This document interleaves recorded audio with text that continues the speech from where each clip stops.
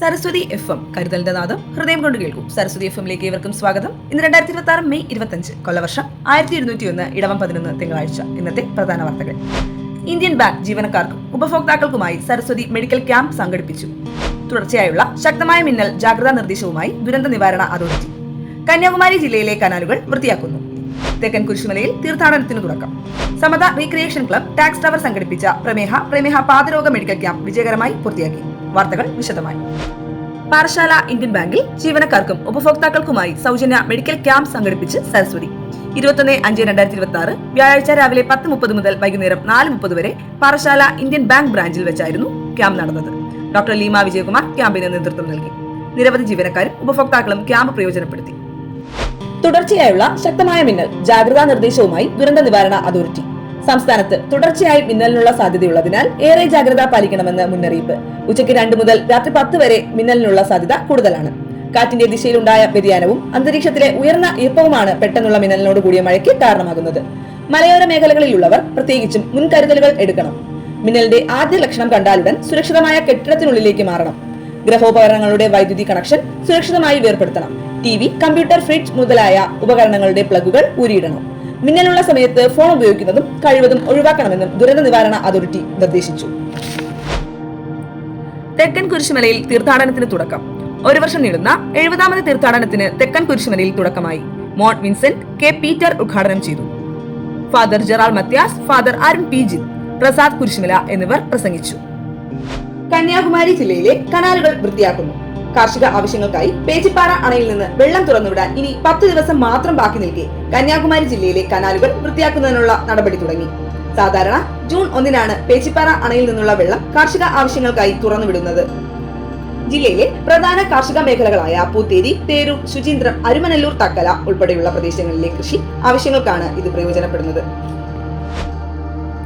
സമത recreation club tax tower സംഘടിപ്പിച്ച പ്രമേഹ പാദരോഗ medical camp വിജയകരമായി പൂർത്തിയാക്കി. സരസ്വതി ഹോസ്പിറ്റലിന്റെ വിദഗ്ധ ഡോക്ടർമാരുടെ നേതൃത്വത്തിൽ നടന്ന ക്യാമ്പിൽ നിരവധി പേർക്ക് പ്രമേഹ പാദരോഗ പരിശോധന, ആരോഗ്യ നിർദ്ദേശങ്ങൾ, കൗൺസിലിംഗ്, ആവശ്യമായ മെഡിക്കൽ മാർഗനിർദ്ദേശങ്ങൾ എന്നിവ നൽകി. കൗതുക വാർത്തകൾ. അജിതപ്പടി തേടി അജിതപ്പടി ഒരു നാടിന് തന്റെ പേരാണെന്നറിഞ്ഞപ്പോൾ അന്വേഷിയുടെ പ്രസിഡന്റ് കെ. അജിതയ്ക്ക് അത്ഭുതമായി. മലപ്പുറം ജില്ലയിലെ തിരൂർ കുറ്റിപ്പുറം റോഡിൽ തിരുനാവായ പഞ്ചായത്തിൽ കൊടക്കലിന് സമീപമാണ് അജിതപ്പടി. 60കളുടെ തുടക്കം വരെ കൊടക്കൽ എന്ന് തന്നെ അറിയപ്പെട്ടിരുന്ന സ്ഥലം എങ്ങനെ അജിതപ്പടിയായെന്ന് തിരുനാവായ സ്വദേശി ഉമ്മർ ചിറക്കൽ വിശദീകരിച്ചപ്പോൾ സാക്ഷാൽ അജിതയ്ക്കും ചിരിപൊട്ടി. നക്സൽ പ്രസ്ഥാനവുമായി ബന്ധപ്പെട്ട് അജിതയുടെ പേര് സ്ഥിരമായി പത്രങ്ങളിൽ വന്നിരുന്ന കാലത്താണ് പ്രദേശവാസിയായ വനിത അവിടെ ഒരു ചായക്കട തുടങ്ങുന്നത്. എല്ലാവരോടും സ്നേഹത്തോടെ പെരുമാറുമെങ്കിലും തെറ്റുകണ്ടാൽ അത് ശക്തമായി പ്രതികരിക്കും. ഈ സ്വഭാവം കാരണം നാട്ടുകാർ അവർക്ക് പേര് ചാർത്തി അജിത.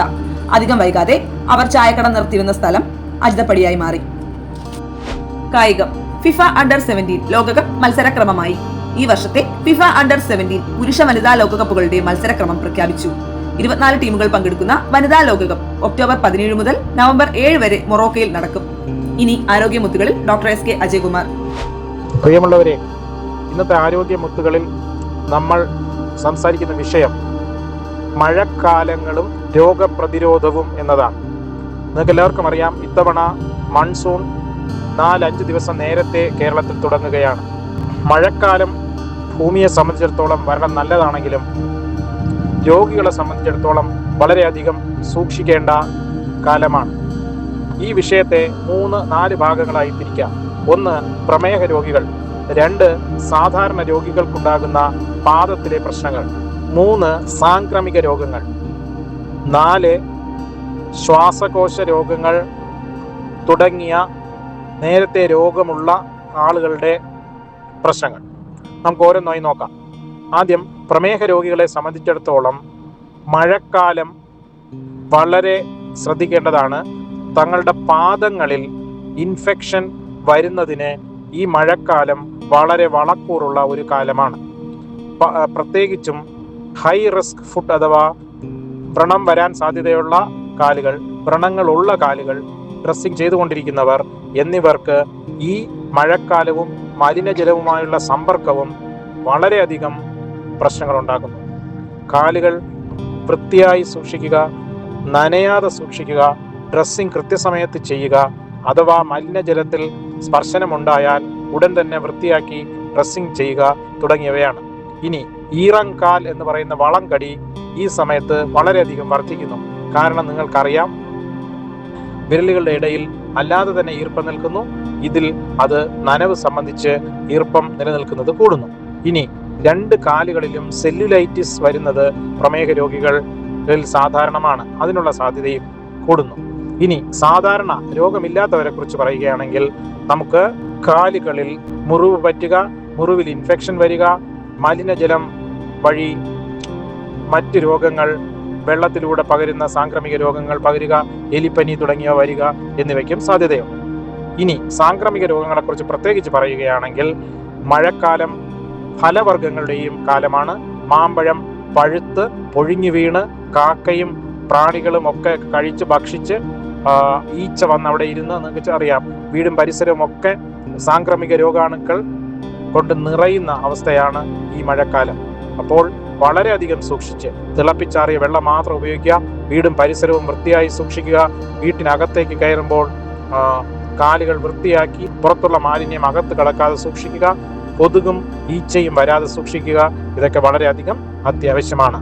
ഇനി മറ്റ് രോഗങ്ങൾ നേരത്തെ ഉള്ളവരെ സംബന്ധിച്ചോളം മഴക്കാലം പ്രശ്നമാണെന്ന് നിങ്ങൾക്കറിയാം. പ്രത്യേകിച്ചും ആസ്മ രോഗികൾ, ശ്വാസകോശ സംബന്ധമായ രോഗികൾ തുടങ്ങിയവർക്ക് ഈ താപനിലയിലുള്ള വ്യത്യാസവും ഈ നനവും ഈർപ്പവും ഒക്കെ പ്രശ്നങ്ങൾ.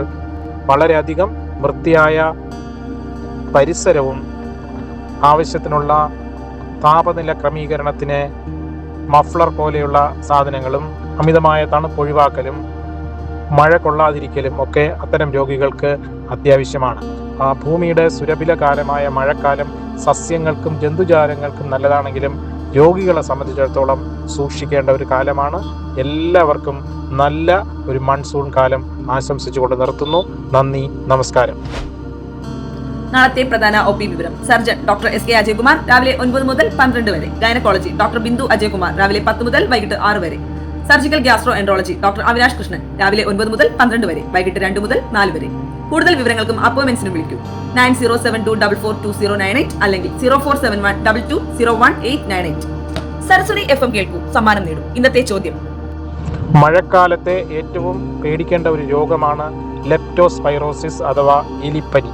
അത് എങ്ങനെയാണ് മനുഷ്യരിലേക്ക് പകരുന്നത്? ഉത്തരം യൂട്യൂബിൽ കമന്റായി നൽകൂ. സമ്മാനം നറുക്കെടുപ്പിലൂടെ. പുതിയ വാർത്തകളും പുതുപുത്തൻ വിശേഷങ്ങളുമായി വീണ്ടും അടുത്ത ആഴ്ച വരും വരെ നന്ദി, നമസ്കാരം. സരസ്വതി FM കരുതലിന്റെ